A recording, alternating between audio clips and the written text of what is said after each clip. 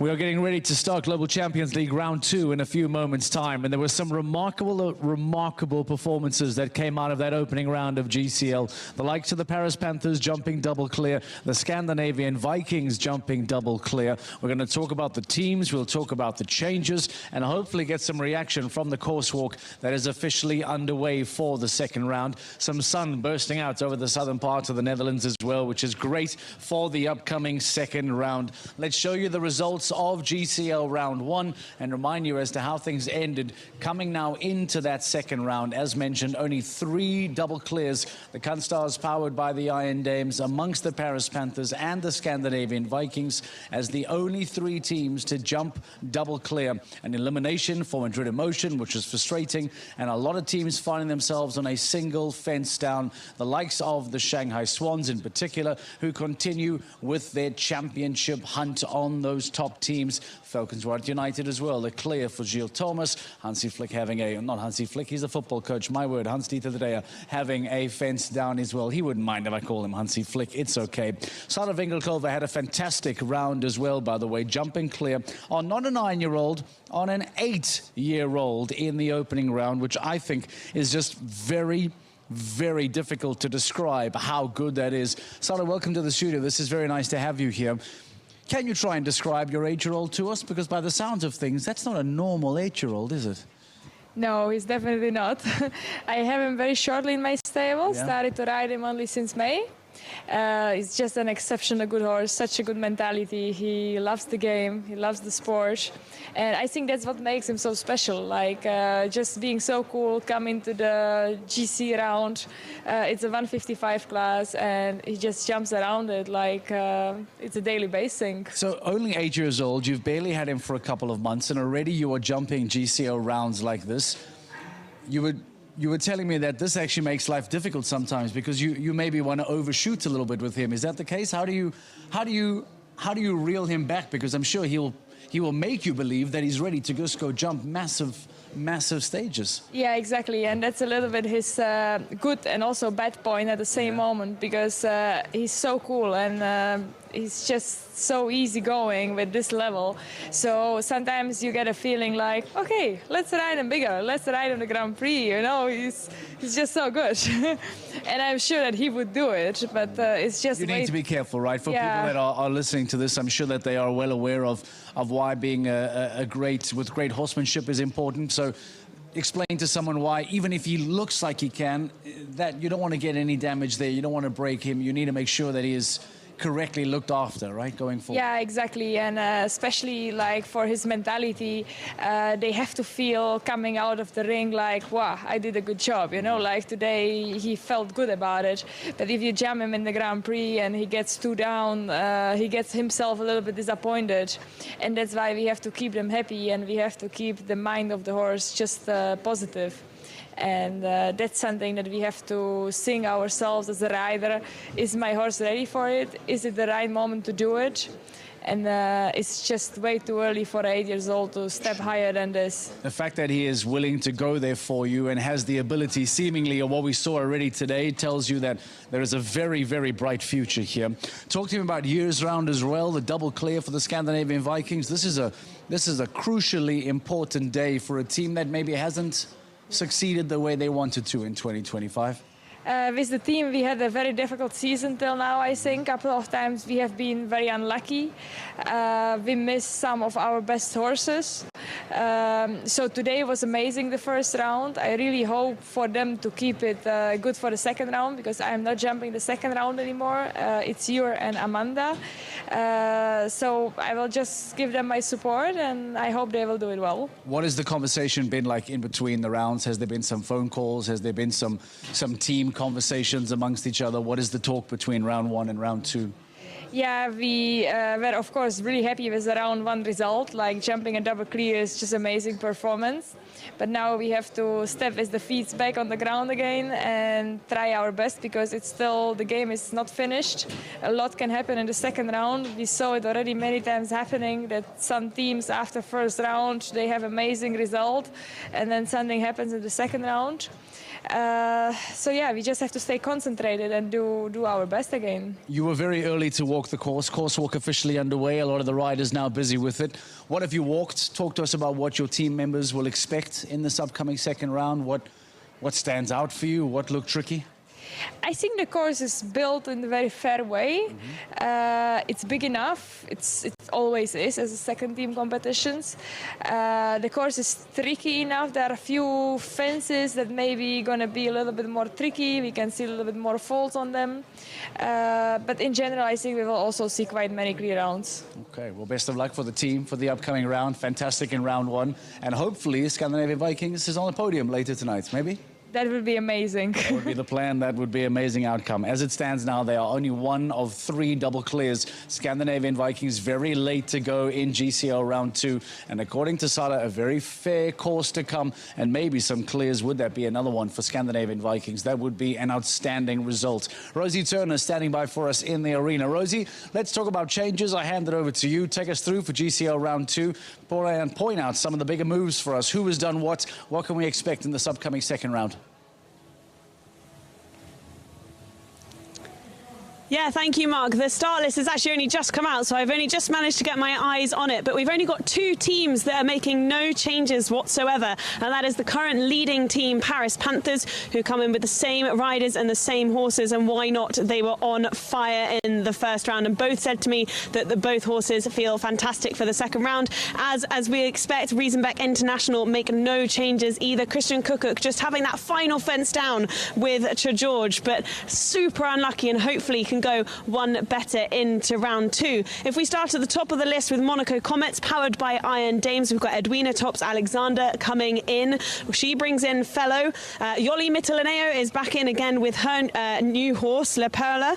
And then New York Empire, we've got Bertram Allen coming in. Scott Brash stays in with Hello Mango as well, who had a brilliant round, just one down at the beginning. Basel Cosmopolitans, Andrea Scow comes in with a different horse, and we're seeing Geraldine back on the team again. We haven't seen her since Madrid. She's been doing her A-levels. She's been very much part of the team throughout, but now her focus is very much back on the team. So it's really wonderful to see her coming in for round 2. Saint-Tropez Pirates, we see Max Watchman coming in and Duarte as well. And we've got lots of changes throughout it, I have to say. Istanbul Warriors just make a horse change with Simon de Lest. Henrik comes back in with his young mare. 8 in the first round, 2 downs. But hopefully in round 2 he can clear that up a little bit and hopefully have a clean sheet. Mexico Amigos as well, Carlos Hank comes in. So we've got a few changes there, Mark, but I'm surprised to see just only 2 teams making no changes at all. But what a day it could be for Paris Panthers. No changes. Could they stay where they are right now?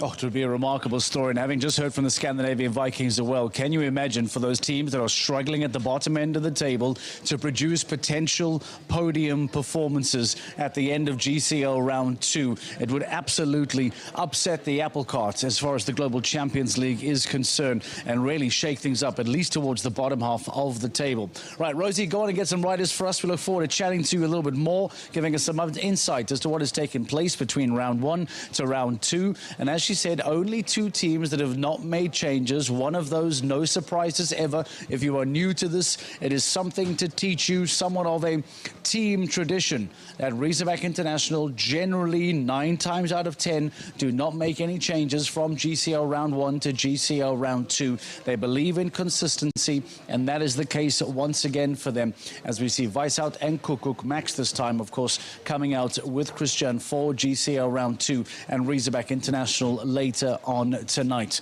Speaking of some reaction, speaking of some thoughts, Simon de Lestre has a word with us and gives us his thoughts on what to expect from GCL round 2.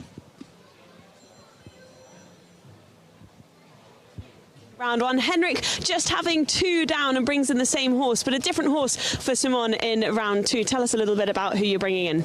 Yeah, I'm going to ride the NASCAR, the last horse from Peter de Vos. I have not so much experience with him, but the horse has a lot of experience already jump here in the Grand Prix, so I am not really worried.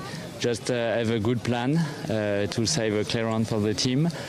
Yeah, we are in a very delicate line because we come from the right, and then we are, you know, when the horse jump from the right. They really want to go a little bit short on the left behind. And then we have the palanque, so we had really to open.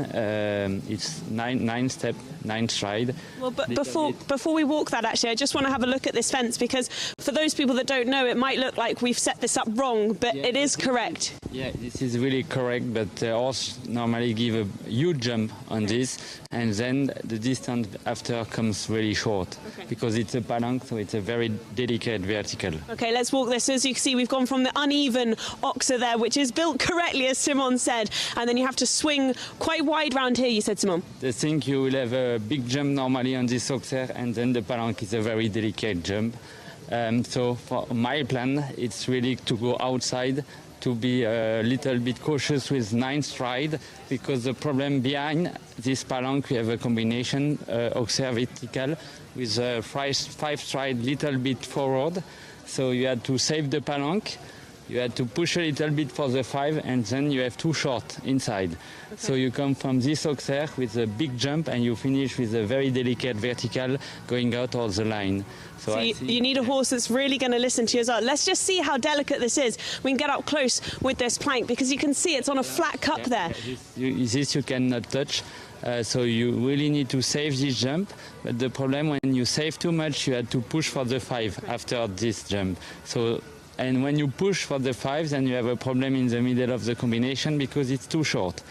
2 stride short on a vertical, delicate. So you need to save the jump, this jump, but not too much, that you can have a normal 5 after this, and then you can wait for the 2 in the middle of the combination.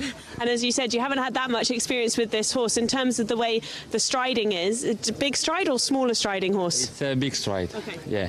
But after you had to adapt. When you have a smaller stride, you go a little bit more in the inside, and then the thing, you had to jump this vertical very slow, but not you still need space in front that you land far enough for the 5 after.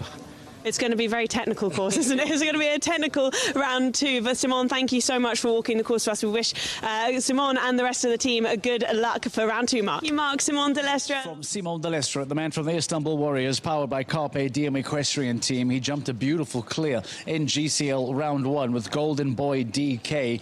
What is the case then going to be for that second round for the Istanbul Warriors? We'll find out in a few moments' time.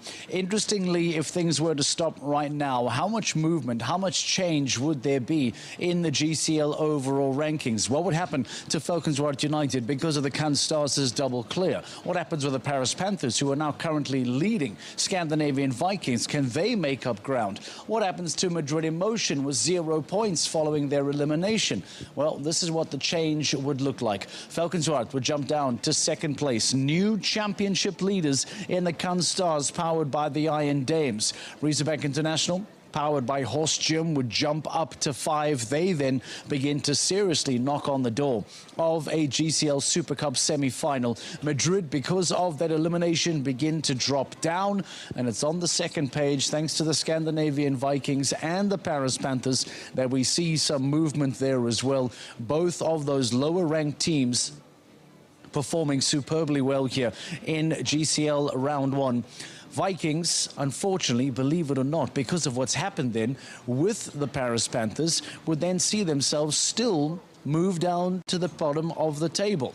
Doha Falcons would drop. Stockholm Hearts, how is it that a team of their horsepower, their talent and experience is down in 15th? But they too would drop, as the Monaco Comets, who've had a very difficult GCL round 1 as well. 20 penalties for them in that opening round. This is a virtual ranking after round 1.